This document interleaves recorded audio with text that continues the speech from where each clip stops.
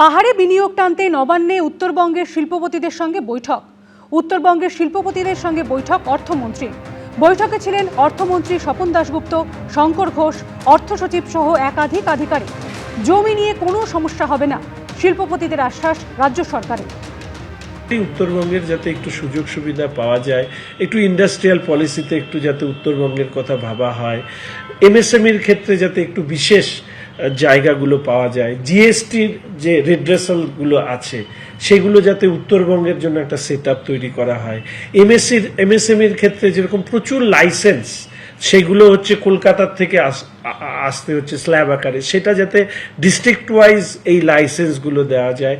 দার্জিলিং টি বাদ দিয়ে আমাদের সেই যে ব্র্যান্ডিং, ডুয়ার্সের ট্রির একটা আলাদা টেস্ট, দার্জিলিং টির একটা আলাদা টেস্ট, কিন্তু এই যে ওন করা এইটা হয়নি। ফলে একটা লং টার্ম পলিসি, টিকে একদিকে যেরকম ইন্ডাস্ট্রি হিসাবে সেটাকে বুস্ট আপ করা এবং তার পাশাপাশি টি ট্যুরিজমটাকেও এমন একটা জায়গায় নিয়ে যাওয়া যার মধ্যে দিয়ে একটা বেনিফিট যাতে চা শ্রমিকদেরকে দেওয়া যায়, একটু হাই এন্ড टी टूरिज्म दिखेও আমরা ভাবছি। फर्स्ट बीइंग टी इंडस्ट्री, जो अभी करंटली बॉटलीफ यूनिट्स है, सब ऑपरेशंस बंद है because of the current MRL restrictions that have been imposed.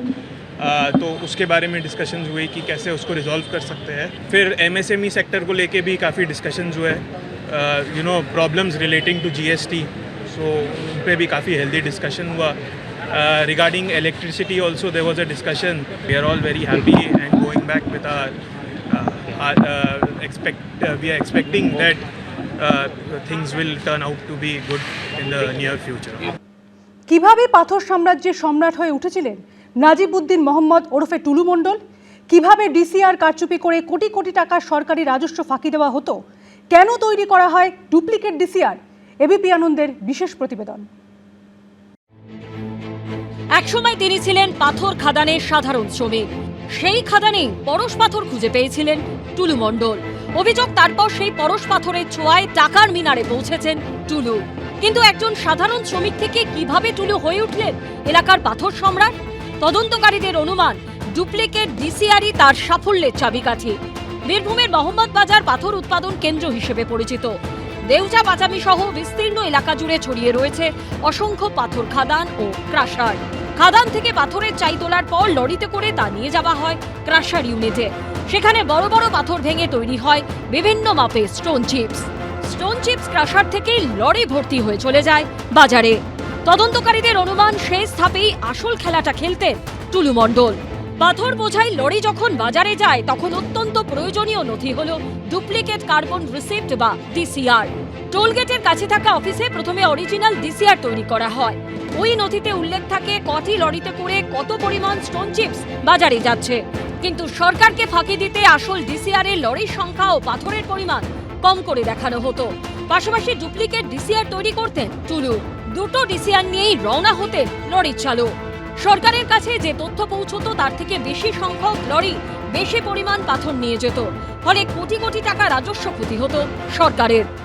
মূলত পুলিশ সূত্রে আমরা জানতে পারছি, এই যে কাগজ নিয়ে গত কালকের থেকেই কিন্তু উঠে আসছিল যে ডিসিআর, এটাই হচ্ছে সেই ডিসিআর, এবং যে ডিসিআর যেটা হচ্ছে ডুপ্লিকেট কার্বন রিসিপ্ট বুক। এই হচ্ছে সেই ডুপ্লিকেট কার্বন রিসিপ্ট বুক, যেখানেই হচ্ছে গোটা খেলাটা হয়। এই যে অফিস, এই অফিসে কি হতো?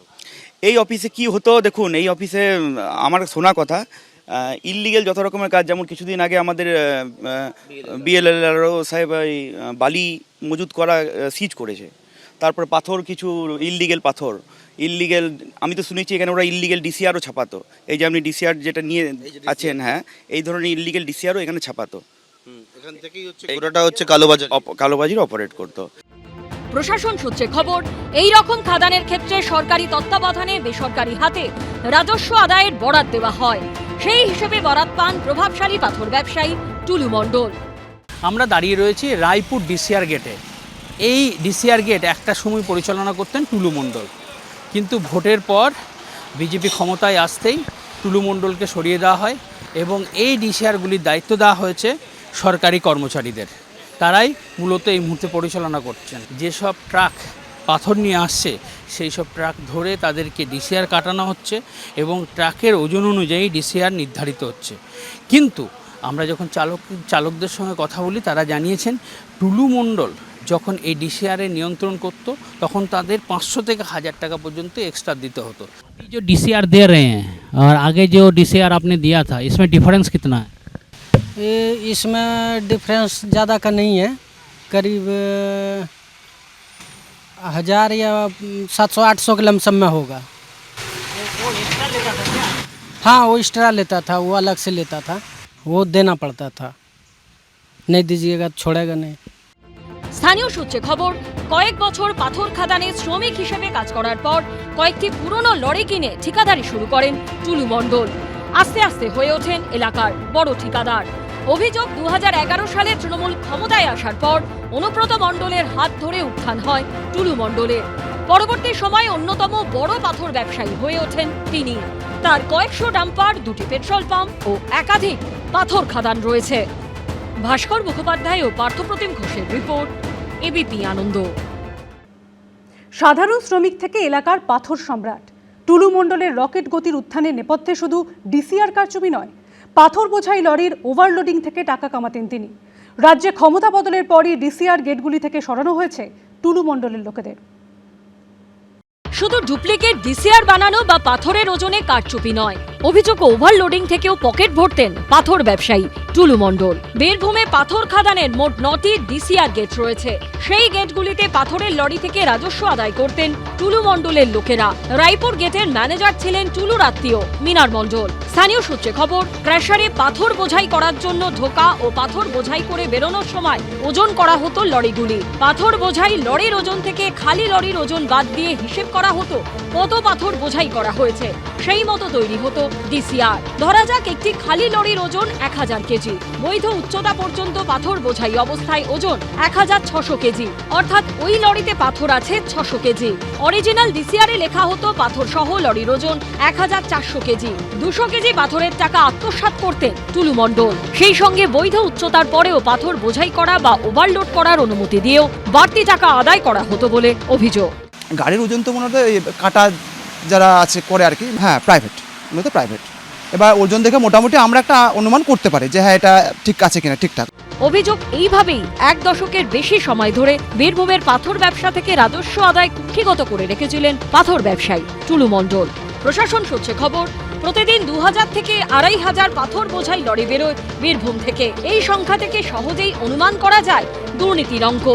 এটাই তো তৃণমূল।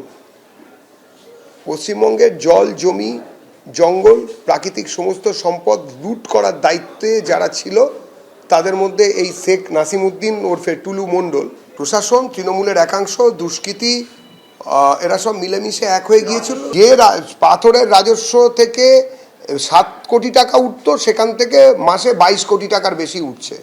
সরকার টাকা পাচ্ছেন এবং এই সরকারের টাকা দিয়ে সমস্ত রকম ব্যবস্থা হচ্ছে। পুলিশের বদলি করেছেন, কে কোন দায়িত্বে থাকবে করেছেন, গোটাটা তো আপনারা চালিয়েছেন। তো তাহলে তখন ধরেননি কেন? তাহলে শুধু ওদের কেন, এর সঙ্গে এটা কি বিজেপিও জানতো? এটা কি কোনো দলের কোনো নেতা উপকৃত হয়েছে এগুলোর থেকে? এই সোর্স থেকে কোনো কিছু এবারের ভোটে কেউ ব্যবহার করেছে কি না সেগুলো তদন্তে আসুক। দুম করে ভালো তৃণমূল হয়ে গেলে তো হবে না। রাজ্যে ক্ষমতা বদলের পরেই ডিসিআর গেটগুলি থেকে সরানো হয়েছে টুলু মণ্ডল ও তার লোকেদের। বৃহস্পতিবার রায়পুর গেটে গিয়ে দেখা যায় সরকারি কর্মীরা ডিসিআর কাটছেন। ভাস্কর মুখোপাধ্যায় ও পার্থপ্রতিম ঘোষের রিপোর্ট, এবিপি আনন্দ। শুধু পাথর নয়, বেআইনি বালির কারবারেও টুলু মণ্ডল জড়িত বলে অভিযোগ উঠেছে। টুলু মণ্ডলের বিরুদ্ধে এফআইআর করতে বলে মোহাম্মদ বাজার থানার আইসিকে চিঠি লিখেছেন মোহাম্মদ বাজারের বিএলএলআরও। শুধু পাথর কিংবা গরু পাচার নয়, বেআইনি বালির কারবারেও টুলু মণ্ডল জড়িত বলে অভিযোগ। চলতি বছরের 6 জুলাই টুলু মণ্ডলের বিরুদ্ধে এফআইআর করতে বলে মোহাম্মদ বাজার থানার আইসিকে চিঠি লিখেছেন মোহাম্মদ বাজারের বিএলএলআরও। চিঠিতে অভিযোগ করা হচ্ছে রাস্তার ধারে বিপুল পরিমাণে বালি মজুত করেছে নিজামুদ্দিন মণ্ডল ওরফে টুলু। টুলু মণ্ডল অ্যান্ড কোম্পানির বিরুদ্ধে একের পর এক অভিযোগ, সেই অভিযোগের পাহাড় জমা হতে শুরু করেছে। আমার সামনে বেশ কয়েকটি এফআইআর কপি রয়েছে, যার মধ্যে এই একটি এফআইআর কপি, যেমনটা হচ্ছে এই গত মে মাসে অভিযোগ দায়ের করেছেন এক ব্যক্তি যে তার পেট্রোল পাম্প বাড়িতে ভাঙচুরের অভিযোগ।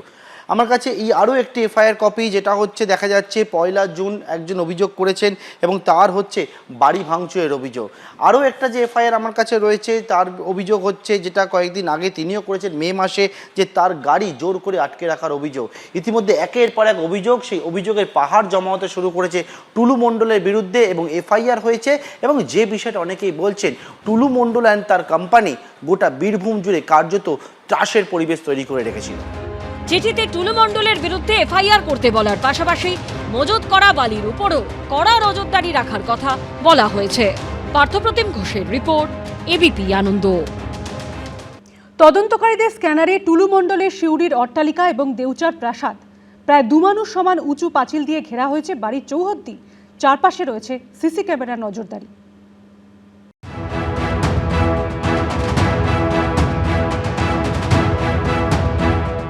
বিঘে খানেক জমির ওপর আলিশান প্রাসাদ, সাজানো গোছানো সবুজ লন।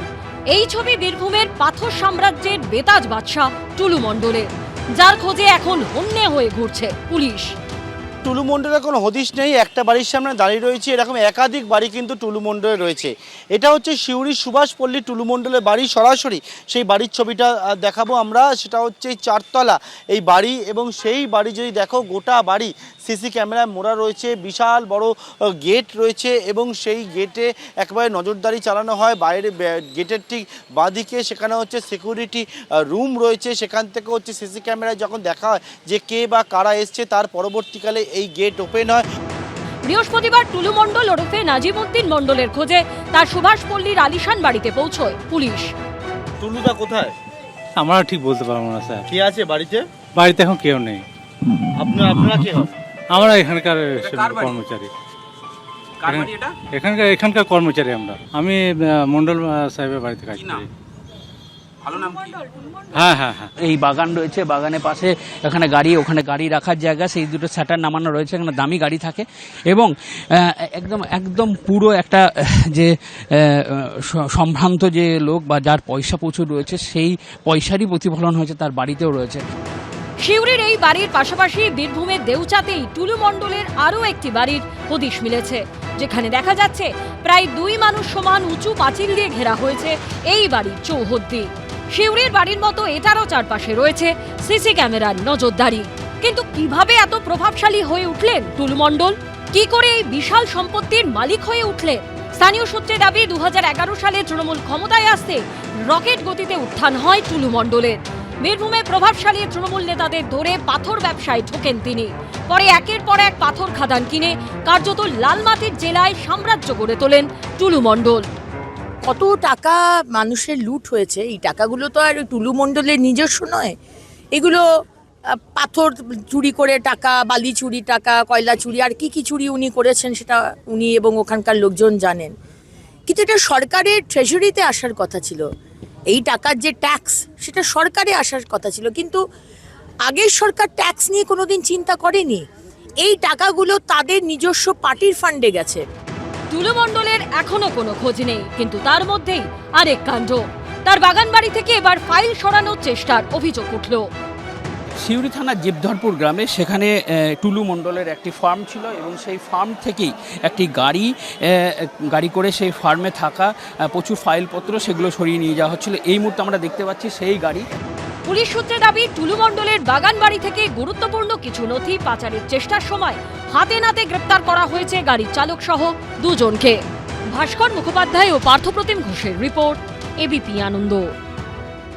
মোহাম্মদবাজারে টুলু মণ্ডলের পার্কিং লটে একাধিক বেআইনি কাজের অভিযোগ স্থানীয় বাসিন্দাদের।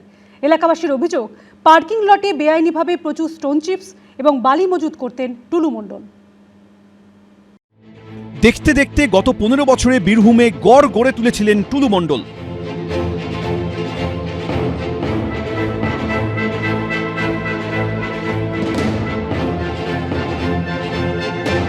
মোহাম্মদবাজারে বিশাল এই পার্কিং লট তৈরি করেছিলেন টুলু মণ্ডল।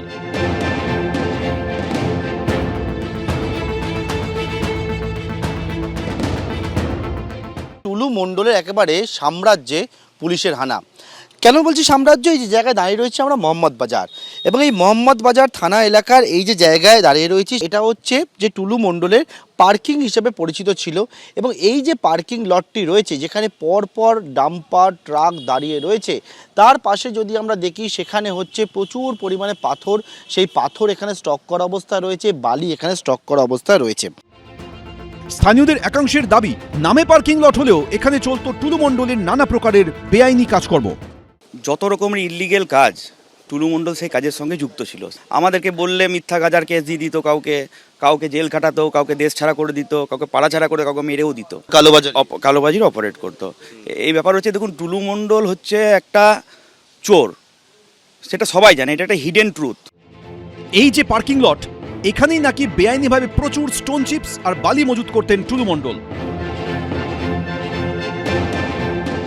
বিভিন্ন জায়গায় যে টোল পয়েন্টগুলো করা হয়েছিল সেখান থেকেও কিন্তু বেআইনিভাবে এই যে কারবারটা চলতো, সেটা সরকারি রাজস্ব ফাঁকি দেওয়ার, তার জন্যই কিন্তু এই পাথর সম্রাট হয়ে উঠেছিল ধীরে ধীরে, অনেকেই বলছেন টুলু মণ্ডল। এইখান থেকেই পুলিশ জানাচ্ছে যে একটা অর্গানাইজ ক্রিমিনাল সিন্ডিকেট তৈরি করেছিল টুলু মণ্ডল, মিনার মণ্ডল এবং তার গ্যাং, এবং তার একটা অংশ হচ্ছে এই টাকা, যে টাকা উদ্ধার হয়েছে মিনার মণ্ডলের বাড়ি থেকে। পুলিশ সূত্রে দাবি, টুলু মণ্ডলের বিষয়ে খোঁজ নিতে গিয়ে উঠে এসেছে কেঁচো খুঁড়তে কেউটে। এই যে জায়গায় আমরা দাঁড়িয়ে রয়েছি যেটা হচ্ছে টুলু মণ্ডলের একটা যে চাবিকাঠি, সাম্রাজ্য তৈরির চাবিকাঠি, যে বিষয়টা অনেকেই বলছেন, সেই চাবিকাঠি হচ্ছে এই জায়গা। এবং এটা কোন জায়গা? এটা হচ্ছে মোহাম্মদ বাজার। এটা বড় একটা বিশাল বড় একটা পার্কিং লট, এবং এই যে পার্কিং লট যেখানে দেখতে পাচ্ছ, এখানে হচ্ছে প্রচুর পাথর রাখা রয়েছে, এখানে বালি রাখা রয়েছে। আমরা দেখতে পাচ্ছি পরপর একের পর এক যে ডাম্পার, ট্রাক, গাড়ি সেই সবটা দাঁড়িয়ে রয়েছে। এবং এই যে পার্কিং লটটি দেখতে পাচ্ছ, সেখানে হচ্ছে অনেকেই বলছেন যে টুলু মণ্ডলের এই যে সাম্রাজ্য তৈরির পিছনে, এই বেআইনি কারভাবে যে ব্ল্যাক মানি উপার্জনের পিছনে এই যে জায়গা ছিল, সেটা হচ্ছে মূল চাবিকাঠি হচ্ছে এই জায়গায়। কেন মূল চাবিকাঠি বলা হচ্ছে? এবং সেই চাবিকাঠি থেকে টুলুর সাম্রাজ্য, টুলু মণ্ডলের সাম্রাজ্যের জন্য পুলিশ এখানে যে অফিস রয়েছে, অফিস ঘর রয়েছে, সেই অফিস ঘরে পুলিশের দল তারা আজকে হানা দিয়েছে, মোহাম্মদ বাজার থানা পুলিশ। এবং অনেকেই বলছেন যে টুলু মণ্ডল ছাড়া এখান থেকে পাথর কেউ কোথাও নিয়ে যেতে পারতো না। কোথায় টুলু মণ্ডল? কবে খোঁজ মিলবে তার? পার্থপ্রতিম ঘোষ, এবিপি আনন্দ। এবিপি আনন্দ, এগিয়ে থাকে, এগিয়ে রাখে।